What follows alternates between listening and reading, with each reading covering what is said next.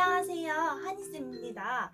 이번 시간에는 올바른 칫솔질에 대해서 알아볼 건데요. 만 6세를 기준으로 이하와 이상의 칫솔질 방법의 차이가 있어서 이번 영상을 나누어서 촬영을 하게 되었습니다.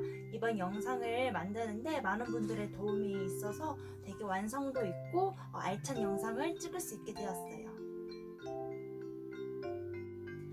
그러면 올바른 칫솔질에 대해서 얼마나 알고 계시는지 OX 퀴즈로 한번 알아볼 거예요. 첫 번째, 하루에 2번 이상 칫솔질을 하면 자기 전에 칫솔질을 하지 않아도 된다. 정답. 두 번째, 치실 사용은 치아와 치아의 간격을 넓히기 때문에 자주 사용하는 것이 좋지 않다. 정답은? 세 번째, 칫솔을 보관할 때에는 칫솔물을 위쪽으로 향하여 보관한다. 정답은? OX 퀴즈에서 새로 알게 된 내용이 있으세요?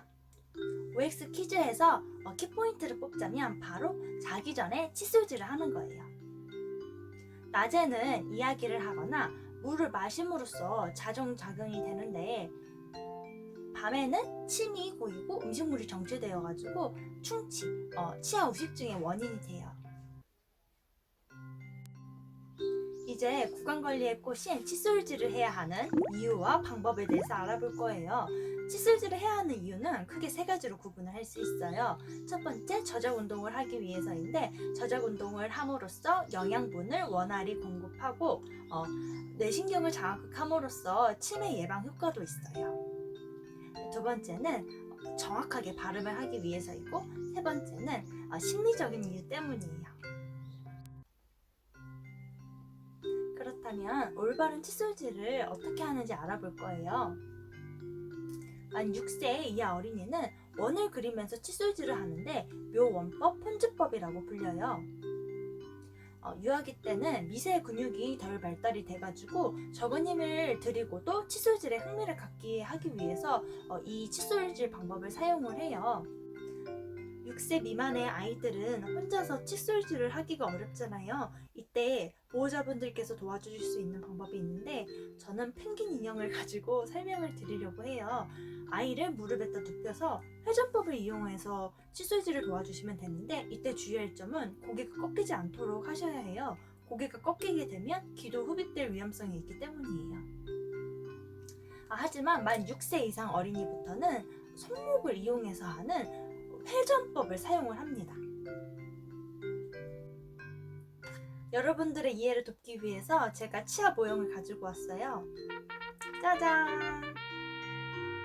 칫솔질을 할 때는 잇몸과 치아의 경계 부위를 약간 미세한 진동을 주면서 위에서 아래로 쓸어 내려주시면 돼요. 이때 중요한 점은 치아를 윗니와 아랫니로 구분해가지고 닦아주시면 되는데 윗니는 위에서 아래로 미세한 진동을 주면서 닦아서 모두 닦아주시면 되고요. 아래를 닦을 때는 마찬가지로 아래에서 위로 미세한 진동을 주면서 이렇게 쓸어 올려주시면 됩니다. 이때 주의할 점이 있는데요. 진동을 주실 때 너무 세게 잇몸을 닫게 되면 잇몸이 손상이 돼요. 한번 손상된 잇몸은 재생되지 않으니 주의해주세요. 그리고 건강한 잇몸은 이 모형에서 보시다시피 핑크빛, 연분홍빛을 띄어요. 앞쪽 이를 다 닦으셨으면 이제 이를 아 하고 벌려주세요.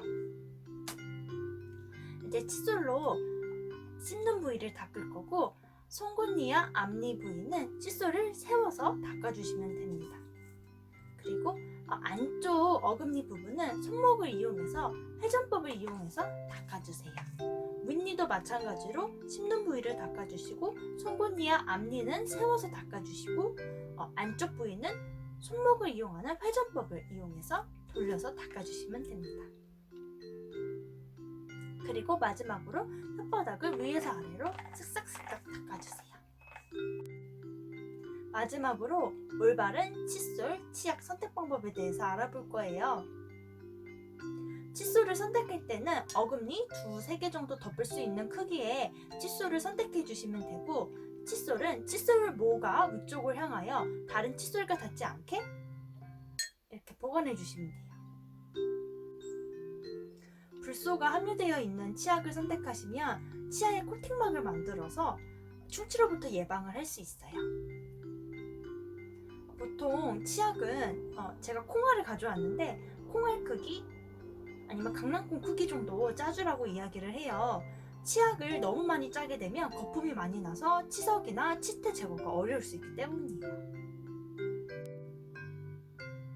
오늘 제가 말씀드린 이야기를 5가지로 정리를 해보자면, 첫 번째 가장 중요한데요.